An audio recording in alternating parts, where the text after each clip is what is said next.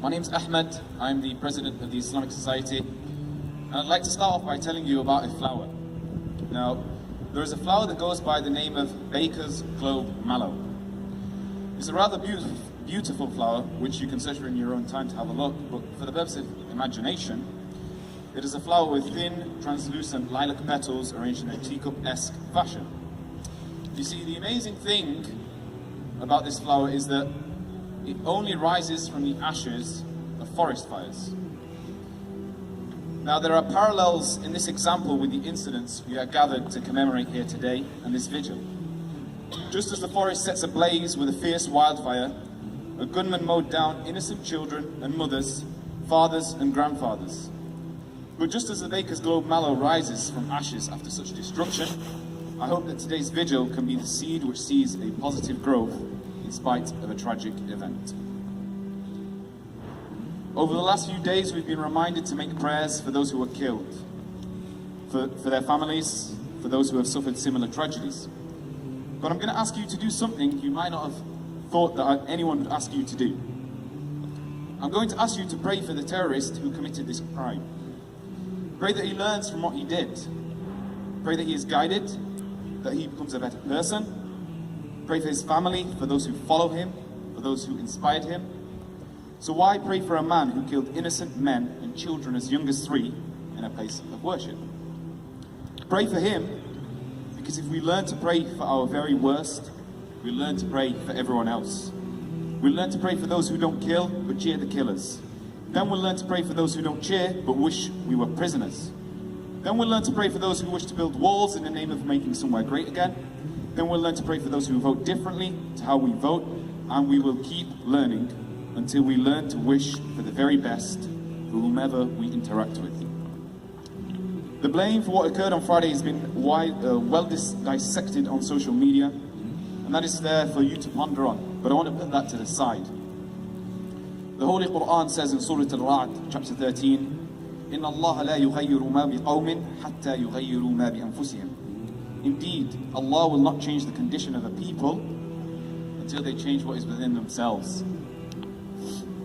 So although the reasons behind such attacks, as the one we witnessed on Friday, can be attributed largely to media coverage, right-wing xenophobia, and racist politicians, amongst other things, I ask that we flip the coin for a moment and we look within ourselves and think, what can I do to prevent an event like this happening? Now you might be thinking, hold up, how am I part of the problem? The answer is, you're not part of the problem, you're part of the solution. To explain, I'm going to use an example of another plant, a dandelion.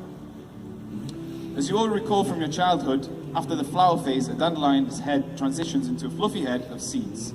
And when the wind blows, the seeds of the dandelion fly off and plant themselves, creating new dandelions.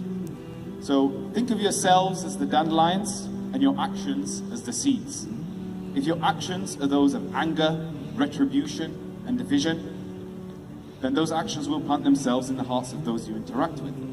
And likewise, if your actions are those of kindness, compassion, and unity, then you plant kindness, compassion, and a sense of unity in the hearts of those you interact with. Just as the weather has been windy recently, there is a wind of attention this tragedy has brought. The wind of attention is like the windy weather, and it will blow your seeds further than usual. So especially in these times, think of how you can change your actions or amplify them, so that you can transform what is a toxic environment into a peaceful one. But long term, aim to always plant positive seeds, whether you are angry or wrongdoing. We know that the media isn't going to inform and educate those who are misinformed. So where we can and should fight for less racist, xenophobic portrayal in the media, let's also impact change from within ourselves. If you go down to Leeds Grand Mosque, just down the road, there are 2 regular brothers who you see there with these hardcore tattoos along their arms. Just a few years ago, they were front row EDL marchers, but today they are front row prayers in the mosque. The reality is, despite how entrenched the terrorist was in his own ideologies and misconceptions, it could have taken a simple chat or a short invitation to a masjid to flip a one-sided narrative that had controlled his mind. And finally, to conclude, to share some perspective, when I woke up on Friday, Even after reading about the horrific news, my day continued as usual. I went to seminars in the morning, prayed Friday prayers in the green room at noon, did a bit of work, grabbed some food, had a meeting, called my family, and went to bed. It was until the next day that the realization sank in that on the Friday, just like in Christchurch, someone could have come and stabbed me, run over me, tried to kill me. And so my message is to everyone, and not just Muslims: live every hour as if it is your last. Those who were murdered on Friday wouldn't have known that morning that would be their last Friday prayer. So pray every prayer as if it's your last. Treat your family as if it's the last time you ever see or hear them. None of those who were killed that day thought they would return to their Lord on the morning they woke up. They didn't know that it would be their last prayer, and so it's a reminder for us all not to take life for granted and to not take our blessings for granted. And finally, I'd like to invite everyone to visit their mosques, visit their synagogues, visit their churches, visit their places of worship, their local places of worship. Speak to those you know of different religions and find out more about their religion so we can educate ourselves, so we can educate others.